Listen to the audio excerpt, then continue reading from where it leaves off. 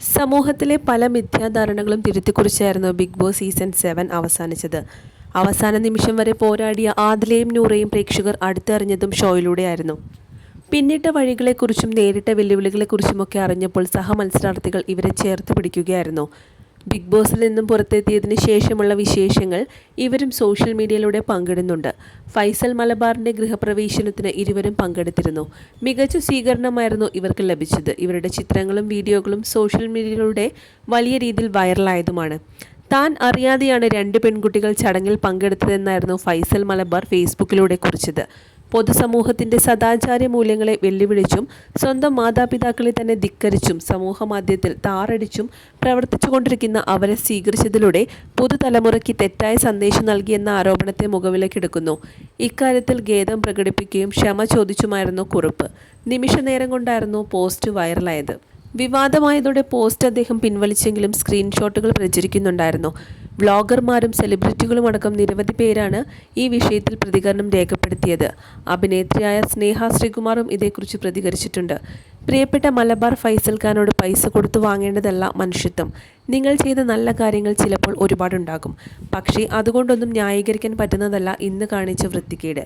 2 പെൺകുട്ടികളെ വീട്ടിൽ ക്ഷണിച്ചു വരുത്തിയിട്ട് പിറ്റേ ദിവസം തോന്നിവാസം എഴുതിവിടുന്നത് ഒരിക്കലും ന്യായീകരിക്കാൻ പറ്റുന്നതല്ല. സ്വന്തമായി ജോലിയെടുത്ത് അന്തസ്സായി ജീവിക്കുന്ന ആദിലയ്ക്കും നൂറയ്ക്കും നിങ്ങളുടെ വീട്ടിലേക്ക് ക്ഷണമില്ലാതെ കയറി വരേണ്ട ഗതികേടില്ല. അവർക്ക് വ്യക്തമായ തീരുമാനം ഉള്ളവരാണ്. അല്ലാതെ വിളിക്കുകയും ഷേക്ക് ഹാൻഡ് കൊടുത്ത് സ്വീകരിക്കുകയും പിറ്റേ ദിവസം വിളിച്ചില്ല എന്ന് പറഞ്ഞ് പോസ്റ്റ് ഇടുകയും കുറേ കഴിഞ്ഞത് ഡിലീറ്റ് ചെയ്യുകയും ചെയ്യുന്ന ഡബിൾ സ്റ്റാൻഡ് എടുക്കുന്ന രീതിയല്ല.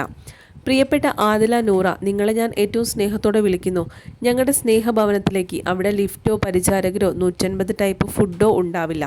ഒന്നുറപ്പു തരാം, സ്നേഹം നിറഞ്ഞ കുറച്ച് സമയവും നല്ല ചായയും. ഒരിക്കലും നിങ്ങളെ തള്ളിപ്പറയാത്ത ഞങ്ങളുടെ കുടുംബത്തിൻ്റെ മൊത്തം സ്നേഹവും തരാം. ഇത്തവണത്തെ ബിഗ് ബോസ് വീണ്ടും തെളിയിച്ചു കൊണ്ടിരിക്കുന്നു അകത്തെ കളിയേക്കാൾ വലിയ കളികൾ പുറത്താണ് ഇപ്പോൾ നടക്കുന്നതെന്ന്.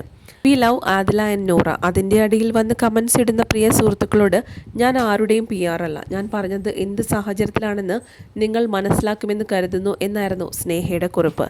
ഇതാണ് നിലപാട്. ഇപ്പോഴും 6-ാം നൂറ്റാണ്ടിൽ നിന്നും വണ്ടി കിട്ടാത്തവരോട് എന്ത് പറയാനാണ്? ഇവരാണല്ലോ മൂല്യങ്ങൾ സംരക്ഷിക്കുന്നത് എന്ന് കേൾക്കുമ്പോൾ തന്നെ ഒരു കുളിരാണ്. അങ്ങനെ 2 പെൺകുട്ടികൾ പങ്കെടുത്തത് കൊണ്ട് തകർന്നു പോകുന്നതാണല്ലേ മൂല്യങ്ങൾ തുടങ്ങി അനുകൂലിച്ചും പ്രതികൂലിച്ചുമുള്ള ഒരുപാട് പ്രതികരണങ്ങളാണ് പോസ്റ്റിന് താഴെ വന്നിട്ടുള്ളത്. ഇപ്പോൾ വലിയ രീതിയിൽ സോഷ്യൽ മീഡിയയിൽ ചർച്ചയായിക്കൊണ്ടിരിക്കുന്നത് ആദില നൂറ വിഷയം തന്നെയാണ്. 50% ആളുകളും ആദിലയും നൂറയുമാണ് സപ്പോർട്ട് ചെയ്ത് സംസാരിക്കുന്നത്. ഒരുപാട് വ്ളോഗേഴ്സും യൂട്യൂബേഴ്സും എല്ലാവരും തന്നെ ആദിലയും നൂറയും സപ്പോർട്ട് ചെയ്തിട്ടുകൊണ്ടുള്ള വീഡിയോസ് ഇടുന്നു. ഈ വിഷയത്തിൽ ആദിലയും നൂറയും 100% ശരി, അവരുടെ ഭാഗത്താണ് ഞങ്ങളെന്നാണ് അത്രയും പേർ അഭിപ്രായപ്പെടുന്നത്.